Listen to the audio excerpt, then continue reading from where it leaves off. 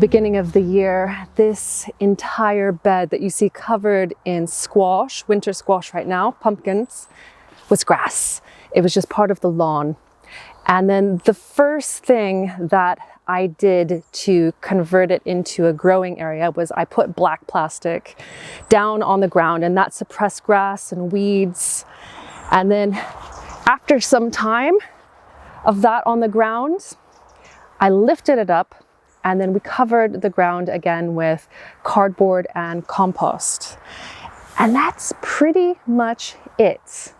Aside from the 8 plants that I put into this bed, no other digging was required.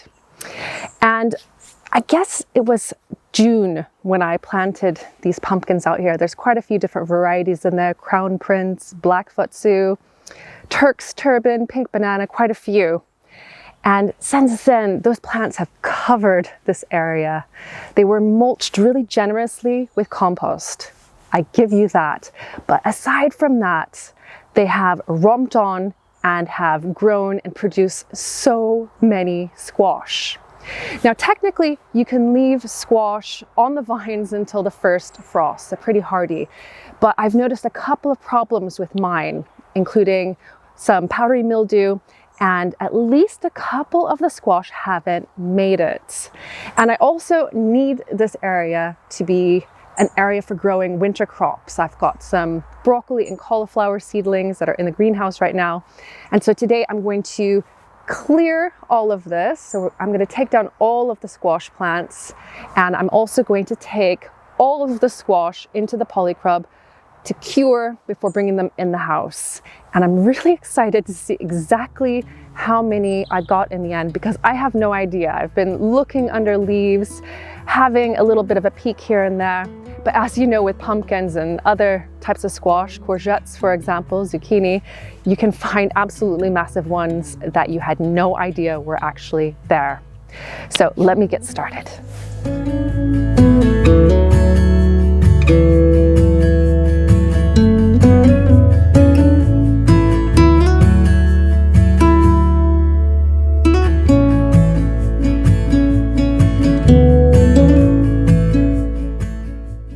Most of the time, just after you harvest pumpkins and winter squash, you need to cure the squash so that it gets a nice hard skin and that you can store it.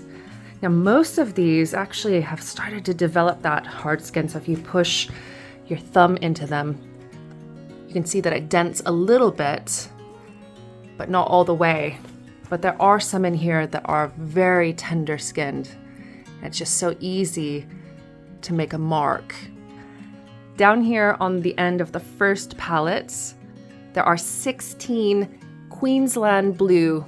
These are a fantastic tasting winter squash, as are these silvery ones here. They're called Crown Prince. And I was disappointed initially because I only found this one. But then I was cleaning the pumpkin patch out and I spotted this one growing in the flower border right next door. So really pleased. We've got 2 of them. These monsters are called Pink Banana, and there's actually 3 of them, because if you look on the other side, there's an immature one just over there. It will cure to be more of this pink color, and these are supposed to be a really good tasting winter squash. These small and dark pumpkins are called Black Futsu. It's a Japanese variety.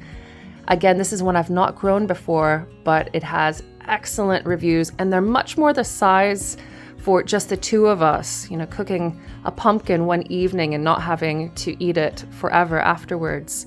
The last variety is another one that's new to me, and it has me a little bit confused because I believe that they are Musqué de Provence.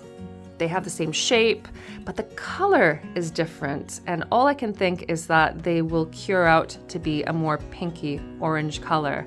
These 2 little babies on the end are Turks Turban, and they are immature. They're supposed to be much more orange, and they have this characteristic kind of turban's top on the bottom. Now there's a 3rd one that is absolutely massive and the true color of Turks Turban. But when I harvested it and I turned it over, I noticed damage and there were some wood lice coming out, and so I thought it was destroyed. So I opened it up and it was just that top bit that was damaged, and so the rest of it is perfectly edible.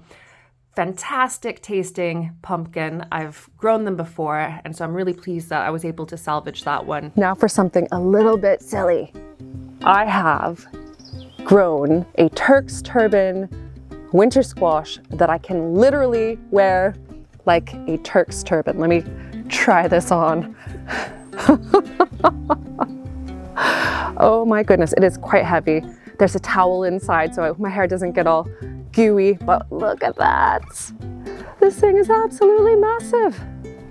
What do you think?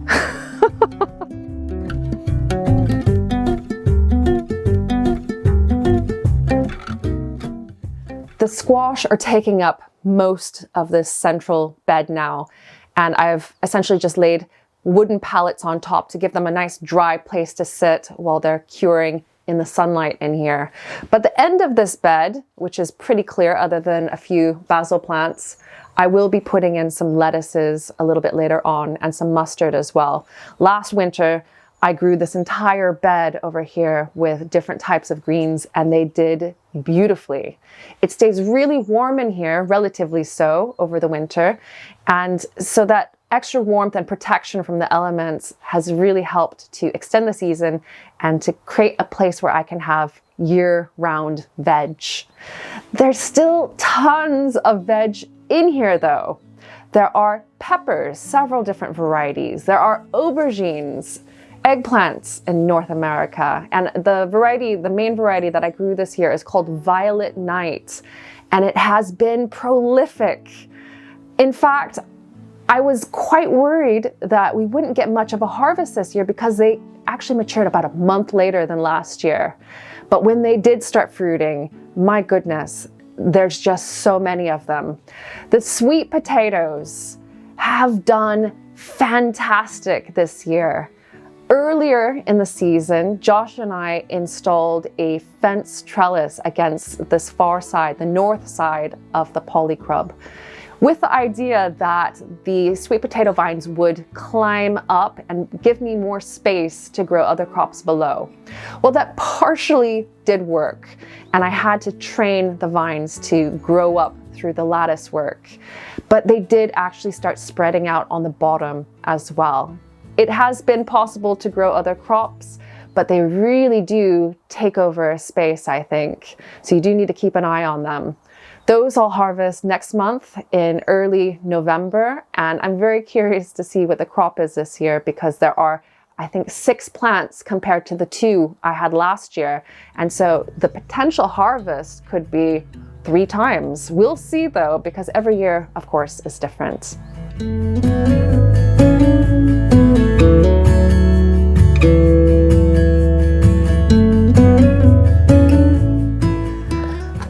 After I took all of the squash into the Polycrub, I came out here to the bed and I cleared it of all of the vines, the leaves, the weeds, everything, put that all into the compost piles, and then I raked out the bed. I've not put any extra compost on it. It's got plenty, but what I have now is a blank canvas. And what I want to do is use it as much as possible to grow different crops and plants. And what I have here is cauliflower and broccoli. And both of them are really hardy, and they will use this gorgeous autumn sunshine to put down roots, to create foundations for themselves, and then they'll sit out winter, not doing much, but come early spring, so March next year, they'll start feeling the warmth again, and they'll start bursting into life and produce pretty early crops of brassicas. And so I'm going to be putting in a row of broccoli and a row of cauliflower in this bed. And I have my measuring tape handy. This is 2 feet, and this is the spacing I'm giving between each plant. And I'm using this because if I estimate, it's usually always a little bit short. And I do have a tendency to try to cram plants in. But if you do give plants good enough space, they will produce much bigger, normal sized crops than if you try to squeeze them in together. So let me get these in, and then we'll have a look afterwards.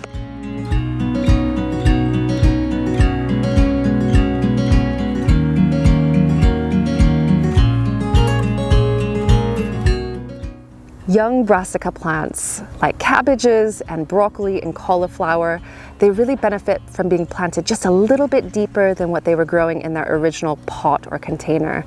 And so that's what I've done. All 20 of my young plants are planted about an inch deeper than they originally were. I've firmed them in really well, and then I've put little metal hoops over each row and then covered the lot with veggie mesh.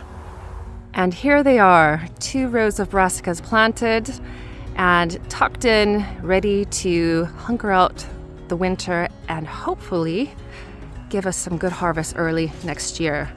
We're due for some rain later tonight, I believe, and so I'm not going to water them in. The soil seemed plenty moist enough, and so I'm just going to let them grow. Up here in the main part of the veg patch, I have been doing lots of clearing as well. So the beans that were in this bed are all taken down now, and the beans are currently drying out in the dining room. So I'll be shelling those for dried beans soon.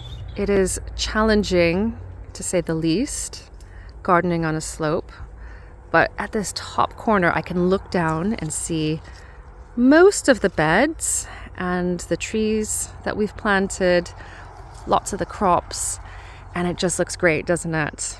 I can't believe how much we've done in the last couple of years, and there is plenty more on the agenda, as you know. The pond needs building, and also I've got some other plans for the winter and more growing areas, including all this area underneath the trees over here, all this grassy bit. I do want to get that planted up. I'm not sure what at the moment, but that's going to be a project, I think, for early next year. I might start some prep work before then though. I could probably spend all day showing you around the garden, but there are things to do. Plants to plant, seeds to plant, also sets to plant, including more autumn onions. In this bed, I've got shallots, Maggie, and also some red onions. And you can start to see some of the very first green shoots. That's a shallot there. And then further up here, you can see the green shoots of red onion. You know how Maggie is. She has to steal the show. Go on, climb the tree for us. Go on, Maggie. Go on. Show us how well you can climb.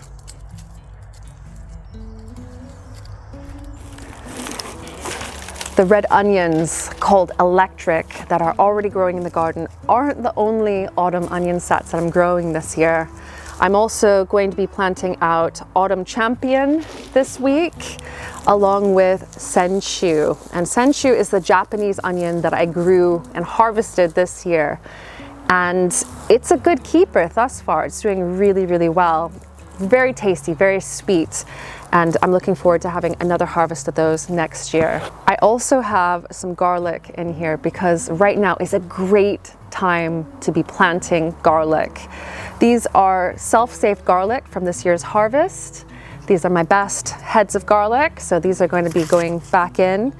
And I'm doing something a little bit different this year. And I've done this before in the past, going to the supermarket and getting garlic to grow. And I was really surprised to see that it did grow. But again, I knew that it was a variety that was grown in Britain, so within my general region. And I've done that again, although I'm pushing my luck because these are French onions, but the cloves are massive. So I'm gonna give it a go and see if they do well. And I know that some people are having trouble getting garlic right now, especially in the US. And there are some resources that you can get garlic from, including Epic Gardening. And I'll leave a link down in the video description if you're in the US with a discount code. But do try to get your garlic in soon, because if you can get it in right now, it'll start growing, it'll be really resilient, and it will have that head start next year on top of any garlic that you plant in spring. So this is a job for this week.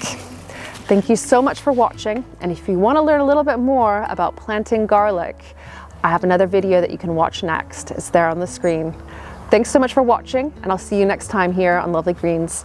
Bye for now.